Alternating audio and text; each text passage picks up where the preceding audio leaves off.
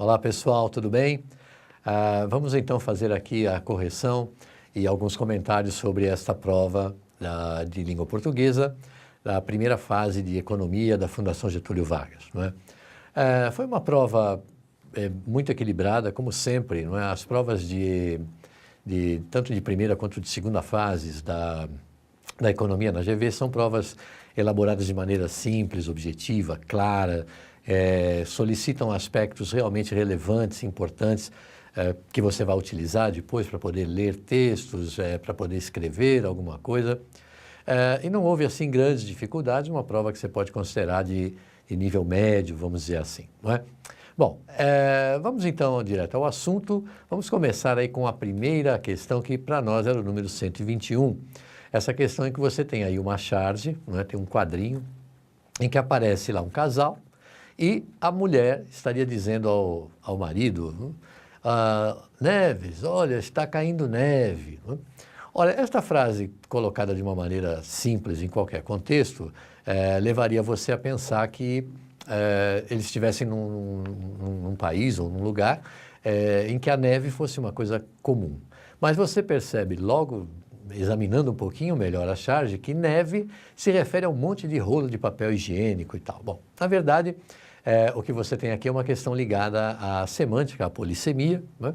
E que diz assim: a fala da mulher concorre para o efeito de humor da charge, pois contém palavra empregada em sentido ambíguo. Né? Estamos aqui falando da polissemia, quer dizer, a palavra, dependendo do contexto em que você a coloca, né, ela caracteriza uma situação diferente ou ela tem um significado diferente. Bom, no caso, nós temos aí que neve, além daquela precipitação de gelo, é também, no nosso cotidiano, a marca de um papel higiênico, que foi essa utilização aí do nome do papel higiênico que causou o efeito de humor ou duplo sentido do que está acontecendo aí, tá certo? Portanto, a alternativa correta é a alternativa B, que diz neve, que pode ser um substantivo simples, precipitação de gelo, ou um substantivo próprio, marca de papel higiênico, ok? Então está aí a questão 121. Na questão 122, nós tínhamos um texto aqui da revista GEL, que trata da questão do consumo de água, mas é de uma maneira um pouquinho diferente do que nós normalmente falamos em consumo de água relativo às questões ideológicas e tal. Na verdade, ele trabalha o conceito de que você consome muito mais água do que imagina, porque não é só a água da torneira, né, ou a água que você bebe ou coisa parecida, em que, né, a água, o elemento água esteja aí. Você tem outras coisas que têm água também, alguns alimentos e tal, e muitas vezes você consome água sem saber. Então, o texto fala exatamente isso aqui, que uma grande porção da população entrevistada na Europa, e eles ficaram aqui eurobarométrica, quer dizer, eles querem sentir a pressão da opinião pública, não é, embora barométrico se refira à pressão, essa pressão aqui é a pressão das pessoas em termos da pressão que elas fazem em termos da opinião que têm relativamente às coisas que vão acontecer no mercado ou coisa parecida. Né? E você tem aqui uma questão que é de concordância nominal e basicamente de flexão do substantivo. Né? Concordância nominal, ou seja, a concordância do substantivo com os seus elementos próximos, são os seus determinantes, né? Artigo, pronome e numeral, e os seus caracterizadores, que são adjetivos. No caso aqui, não é? Quando você tem consumimos em quantidades muito maiores, você tem quantidades, é com ela que o adjetivo maiores deve concordar. Portanto, está aí maiores. Do que água da torneira, em geral, sem saber. Mais à frente, ele diz que 25 milhões e meio de cidadãos, né? Você tem aí o plural da palavra cidadão colocado de maneira correta. E são esses cidadãos, não é, que foram entrevistados, também no plural, a letra correta, a letra D de dado, ok? Na próxima questão, você tem um texto aí um pouquinho maior, e é um texto que lembra o estilo de escrever que a gente tinha aí com o nosso falecido Joelmir Beth, não é, que morreu aí há alguns dias. essa maneira de fazer analogias com as coisas da economia para tornar o texto mais simples, você entender o texto que é geralmente árido, não? Em economia, e essas analogias que são feitas com as coisas, com as plantas, com os animais e tal, você consegue entender um pouquinho melhor o que acontece. Então aqui você tem várias palavras utilizadas em forma de analogia. Você tem gangrena, hemorragia, né? Gangrena e hemorragia ligadas aí à área da biologia, da anatomia e tal, não? Se bem que não é nem anatomia, me desculpe, é mais biologia, em que você tem aí a gangrena, a hemorragia, né? E mais embaixo você tem a palavra charmes, né? Então aqui ele diz que a gangrena do setor financeiro provocou uma crise da qual conhecemos os resultados. Hemorragia de emprego. Ora, a gangrena é quando estraga, fica podre, não? Você tem uma infecção. Hemorragia quer dizer perda de sangue. Então, a hemorragia está sendo usada aí em relação à perda de empregos, vamos dizer assim, não é? E depois, deve sua imensa fortuna às finanças especulativas, ao deslocamento de empregos em direção à região com menores salários e aos charmes das Ilhas Caimã. Ora, os charmes são os atrativos, né? Aquilo que as pessoas usam para criar um efeito de atração mesmo. Então, a resposta correta, que é uma resposta de semântica, né? Você está fazendo uma analogia em termos do que as palavras significam, você tem aí a resposta C de cebola. Hemorragia, no sentido de perda, e charmes, no sentido de atrativo. Ok? Já a questão de número 124, ela trabalha uma questão aqui de regência verbal. E o centro dessa regência verbal, quer dizer, a gente saber se o verbo precisa ou não de complemento, está localizado com o verbo conhecer, né? Está localizado no verbo conhecer. Ora, como nós sabemos, conhecer é um verbo tipicamente transitivo direto. Quem conhece, conhece algo ou alguém, não é? E aqui no caso, você tem que conhecer os resultados. Então, você conhece os resultados dessa crise, não é? Mundial. Ora, na verdade, o que nós temos aqui é que eles querem saber o que está correto, reescrito aqui, corretamente reescrito, quanto à regência e ao emprego do pronome relativo. Olha, estará correta qualquer alternativa que traga o verbo conhecer como transitivo direto e o pronome relativo que seja uma consequência dessa transitividade aí. Então, se eu conheço os resultados da crise, eu conheço os resultados de alguma coisa, então, evidentemente, eu vou ter aí a forma da crise mundial da qual conhecemos os resultados.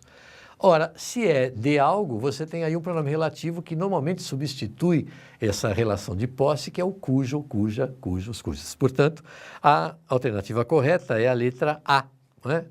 A crise mundial, cujo resultado nós conhecemos. Eu conheço esse resultado da crise. Tá ok? Muito bem. Então, está aí. Na questão 125, eu tenho um texto maior, em que você fala aí do administrador da repartição Pádua e tal, e que, na verdade, o que nós temos aí? O que nós temos nesse texto é um texto do Machado, do Dom Casmurro, uma passagem do Dom Casmurro, agora está aí correto, né?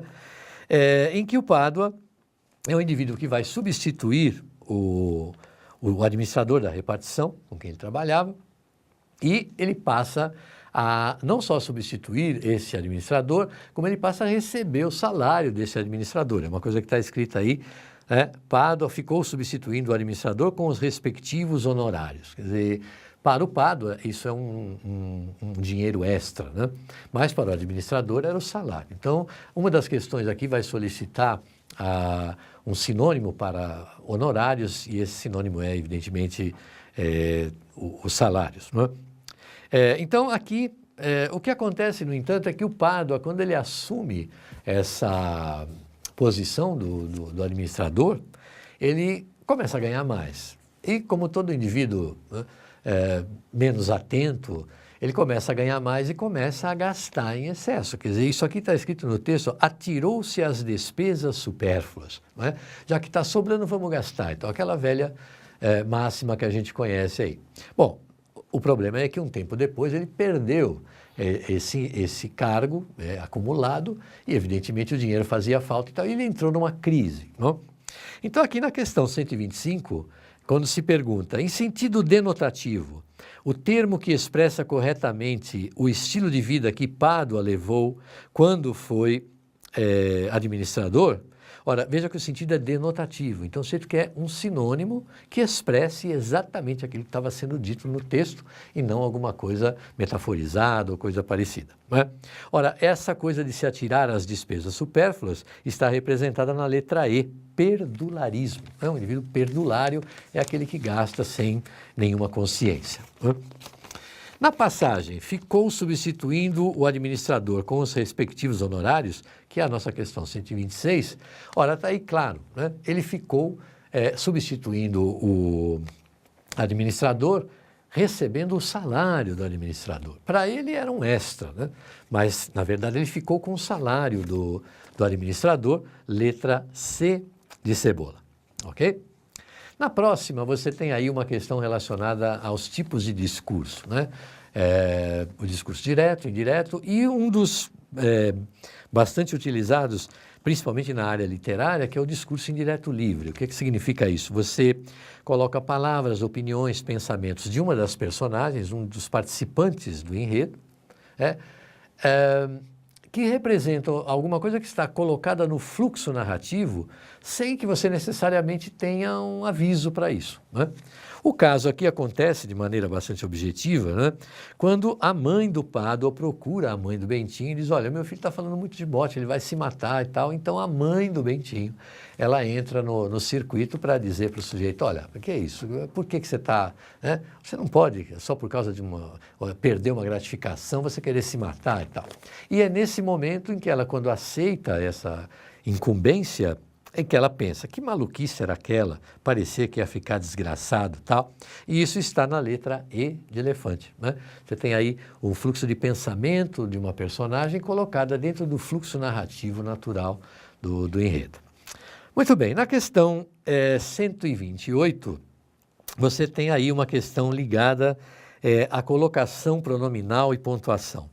Bom, colocação pronominal, como você sabe, é aquela colocação do pronome antes do verbo, depois do verbo ou entre a forma verbal, que a gente conhece normalmente por próclise, ênclise, mesóclise, não é? Ora, uma das coisas básicas que nós sabemos é que na norma culta você não pode começar nenhuma oração, né, nenhuma frase pelo pronome oblíquo, né? Embora a gente no informal diga, olha, me empreste isso, me faça aquilo, nós normalmente não usamos isso na norma culta. A norma culta condena esse uso. Ora, o que eles querem saber é o seguinte, qual é a passagem aqui que tem a colocação pronominal correta e a pontuação correta. Ora, nós também sabemos que a pontuação é um recurso que você tem na língua escrita para tentar dar a expressividade que essa língua escrita não tem. Como nós sabemos, quando você fala, o oral tem, a oralidade tem essa expressão toda, né? O timbre, a entonação, os gestos, as caras e bocas e tal. Mas quando você escreve um texto, o texto é frio. Para você passar tudo isso, a pontuação é a grande arma que você tem. Mas ela pode também, mal utilizada, criar ambiguidades, redundâncias, um monte de coisa, você usar de forma errada e tal, né? A gente sabe, por exemplo, que vírgula você não pode usar entre o sujeito e o verbo dele, ou o verbo e o seu complemento, se você não tiver elementos que caracterizem aposto, etc. Né? Bom, a única que está correta aqui é a letra B de bola. Veja, falou-lhe, falou a ele, né? Com bondade, ou seja, isso é um adjunto adverbial de modo, tem que estar entre vírgulas, por estar aí no começo do período. Minha mãe, que é o sujeito, minha mãe falou a ele, né? Mas ele não atendia a coisa nenhuma. Ele, sujeito, pronome reto. Repetindo, já disse que me mato. Ora, esse que, não é? Que é uma conjunção integrante, ela atrai o pronome para junto dela, ou seja, para antes do verbo. Então, que me mato e não que mato-me. Letra B de bola nessa daí, ok? Bom, muito bem. Na próxima, nós temos aqui uma questão que trabalha a questão da acentuação, algumas regras da acentuação e algumas básicas, não é?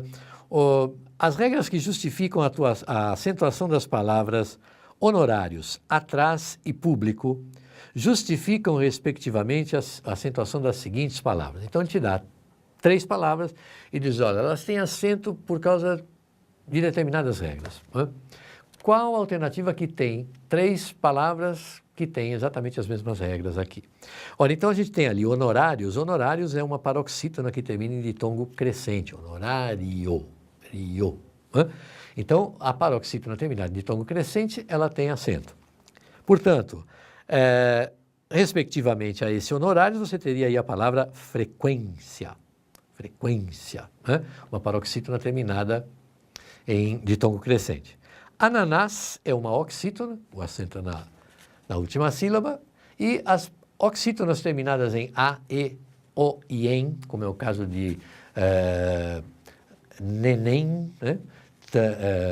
Quando você tem palavras armazém, né? Em que você põe armazéns, que também tem acento e tal. Ora, aqui é a mesma coisa. Então, nós temos aí o ananás, que está correto. E a última, público, é a mais simples, que é uma palavra proparoxítona, e nós sabemos que toda palavra proparoxítona tem acento. Portanto, a letra correta aqui é a letra A, frequência, ananás e rítmico. Ok? Bom, a questão de número 130, ela diz, no contexto em que está inserida, a oração era visto em teatros, pode ser substituída de acordo com a norma padrão, não é? Ora, se é de acordo com a norma padrão, você tem que entender o seguinte, era visto é uma mistura do verbo ser mais o particípio passado do verbo ver. Ora, essa é uma estrutura fixa em português, chama-se estrutura da voz passiva, né? A locução verbal da voz passiva analítica é sempre o verbo ser mais o particípio passado. Ora, muito bem. Ora, se era visto em teatros, né?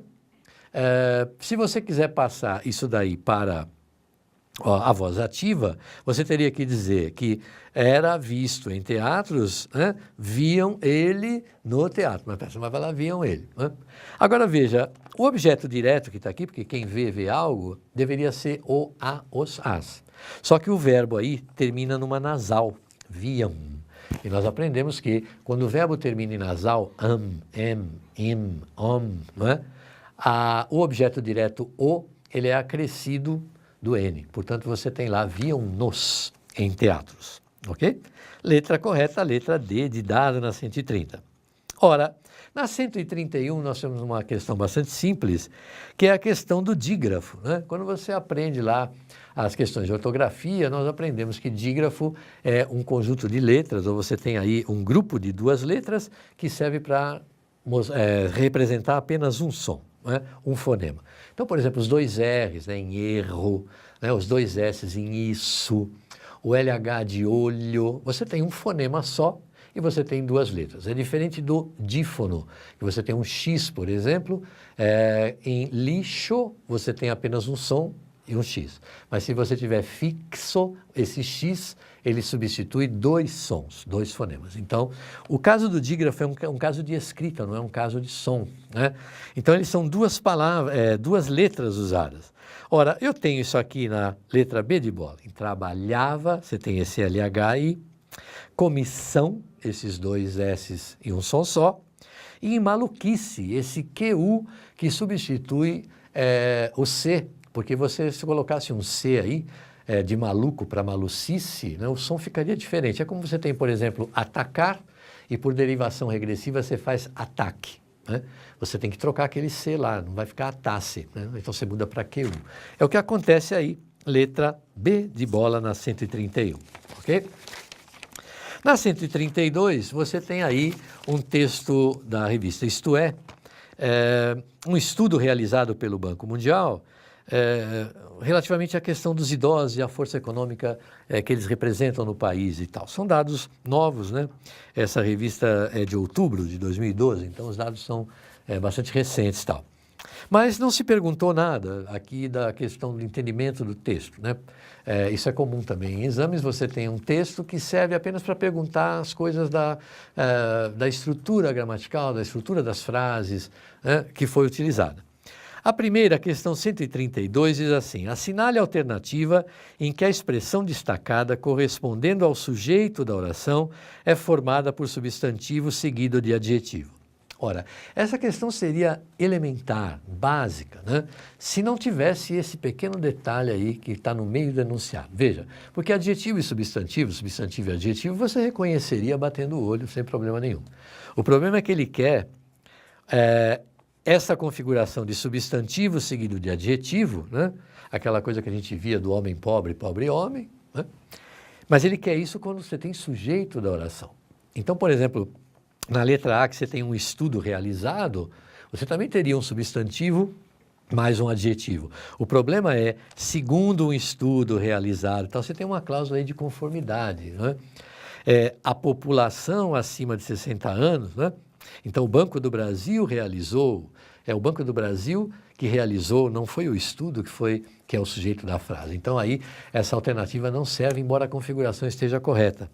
O correto está na letra C, os idosos brasileiros. Aí você vai dizer, poxa, mas espera aí, idoso também não é adjetivo? Lembre-se do recurso chamado derivação imprópria. Quando você coloca um artigo na frente de qualquer elemento das classes gramaticais, qualquer uma das classes gramaticais, você transforma isso em substantivo, né? Então, é aquele caso do Machado, lembra do defunto autor, autor defunto? As duas são substantivo, autor e defunto são substantivo, né? Só que um na frente do outro, um vai caracterizar o outro em segundo plano. Então, você tem aqui idosos, que é um adjetivo, foi transformado em substantivo por derivação imprópria. E brasileiros é adjetivo, sem problema nenhum. Letra C de cebola. 133, aponte as definições ou analise as definições apresentadas. Essa aqui é uma característica interessante, não é? Tem sempre na prova da economia, você define uma noção qualquer, dá a definição, você traduz alguma coisa e pede algo que se encaixe nessa definição. Ora, ele dá aqui duas definições, a definição de derivação sufixal, que é você pegar um radical ou raiz, colocar um sufixo depois dele. Esse sufixo pode ser formador de adjetivo, substantivo, e graus, né, aumentativo, diminutivo e tal, ou seja, qualquer coisa que dê uma modificação qualquer a partir da raiz, depois da raiz, né? E você tem aqui também os vocábulos formados pela agregação simultânea de prefixo e sufixo, que é a chamada parassíntese. Não esquecendo de que parassíntese existe se você coloca prefixo e sufixo, mas não pode tirar nenhum dos dois, né? Por exemplo, na palavra fidelidade, né? Infidelidade, por exemplo, você tem lá infidelidade, você tem prefixo e sufixo, mas você pode tirar. Isso aí não é parassíntese. Parassíntese é quando você não pode tirar nem o prefixo nem o sufixo. Então, por exemplo, poderosos, eu tenho poder e coloco osos, né, que forma aqui um adjetivo, né? E eu tenho depois envelhecimento, que a raiz é velho. Por questões gráficas, sonoras e tal, você troca o velho por velho, mas você tem o em, não existe em velho e não existe envelhecimento. Não dá para trocar os dois aí. Parassíntese em envelhecimento. Letra A, na número 133. 134, uma questão básica, não é, de concordância de sujeito com seu verbo, concordância verbal, não é? Em que você tem aí dúvidas, não é? Ora, e o problema é restar dúvidas ou não. Não resta dúvidas ou não restam dúvidas? Ora, dúvidas é o sujeito da frase, então dúvidas não restam, dúvidas é plural, não é? Se você dissesse com o verbo haver, seria não há dúvidas, aí tudo bem, mas aqui não é o verbo haver, é o verbo restar. Então não restam dúvidas, e se você tem dúvida, está aí concordância nominal, dúvida de quê? Não é? Dúvida de quê? Então não restam dúvidas de quê, né? Os idosos são uma força e tal. Lá no final, você tem aí o há 2 décadas, ou seja, faz 2 décadas, você está usando o verbo haver aí nesse sentido, de tempo decorrido. Portanto, é singular, sempre na terceira do singular. Letra D de dado na 134. E para encerrar, não é? Uma questão elementar que a gente já sabia que sempre cai, que é a questão de crase. Em todos os exames você vai ver a presença da crase, não é? E aqui nós temos uma questão básica. O que é a crase? A crase é um problema de regência, né?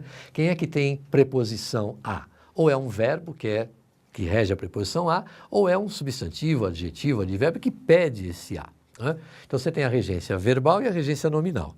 Ora, aqui, no caso de estar associado a, você tem aí um adjetivo associado a, né?